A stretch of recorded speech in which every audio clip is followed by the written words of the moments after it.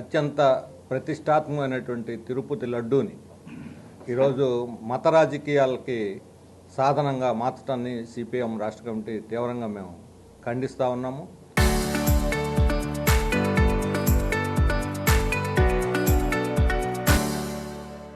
గత 20-30 రోజులుగా అసలు రాష్ట్రంలో లడ్డూ గురించి తప్ప మరొక చర్చ లేకుండా పోయింది. ప్రజల సమస్యలను పక్కదారి పెట్టినాయి.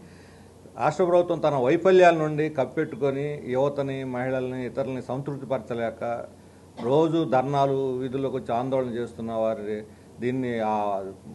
దాన్ని అణిచివేయటానికి ఈ మత రాజకీయాలను ముందుకు తీసుకొచ్చి దానికి లడ్డూని ఒక సాధనంగా చేసుకుంటున్నది. లడ్డూ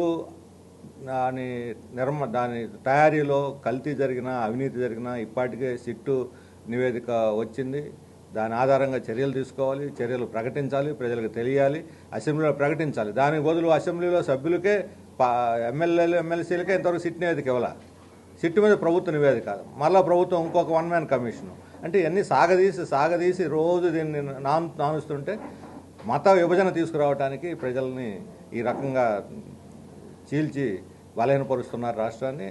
మరోవైపు నిన్న శాసనమండలి చైర్మన్కే మతాన్ని అంటగట్టి నువ్వు పలానా మతం, లేకపోతే ఇంతకు మీ ముఖ్యమంత్రి, మీ మాజీ ముఖ్యమంత్రి ఈ మతం, అంటే మతాన్ని బట్టి విధానాలు ఉంటాయా? మతాన్ని బట్టి అవినీతి జరుగుతుందా?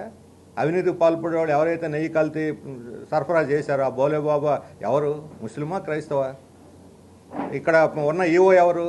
ముస్లిమా, క్రైస్తవా? వాళ్ళ మీద చర్యలు తీసుకోమని కోరితే సిట్టు సిఫారసు చేస్తే 3 మీద చల్లగా వాళ్ళని ట్రాన్స్ఫర్ చేసి చేతులు ఎందుకు దులిపేసుకున్నారు? వాళ్ళ మీద చర్య ఎందుకు తీసుకోలేదు? వాళ్ళు ఎందుకు కాపాడుతున్నారు?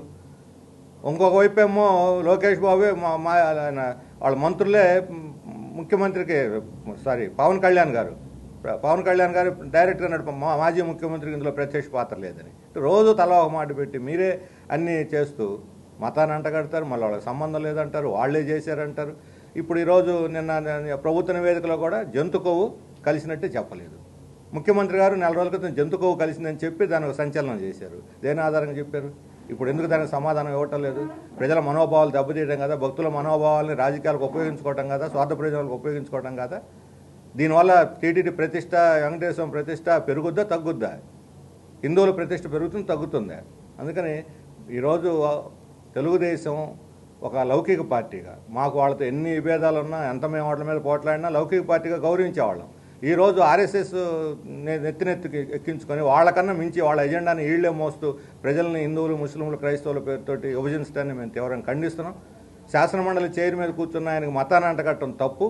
దీని మీద ప్రభుత్వం తప్పనిసరిగా వివరణ ఇవ్వాలి. లేకపోతే రాష్ట్ర రాజకీయాలు భ్రష్టు పట్టిపోయి చివరికి పేలికలైపోయి ఈ ఉన్నటువంటి అభివృద్ధి కూడా వెనక్కిపోయిన ప్రమాదం ఉంది. ఈ రాష్ట్రాన్ని ముందుకు తీసుకుపోదలుచుకున్నారా, వెనక్కి నడిపించదలుచుకున్నారా? తెలుగుదేశం వాళ్ళు సమాధానం చెప్పాలి. ముఖ్యమంత్రి ప్రత్యక్షంగా సమాధానం చెప్పాలి. ఇటువంటి చిల్లర రాజకీయాల ద్వారా మన ప్రజల్ని బలహీనపరిచి చీల్చి రాష్ట్రాన్ని భ్రష్టుపరిస్తుంటే మాత్రం సిపిఎం పార్టీ చూస్తూ ఊరుకోదు. మేము లౌకిక శక్తులన్నింటిని కూడా కూడగట్టి రాష్ట్ర ప్రజల ఐక్యత కోసం భవిష్యత్తులో పోరాడతామని చెప్పదలుచుకున్నాం. చరిత్ర సృష్టించినోడు ఇప్పుడు ఆ చరిత్రని తిరగరాయబోతున్నాడు. అబద్ధాల గోడల్ని బద్దల కొట్టి నిజాలను రాగా మీ ముందుంచబోతున్నాడు. నిజమైన వార్తల కోసం వెంటనే డౌన్లోడ్ చేసుకోండి రా యాప్ని.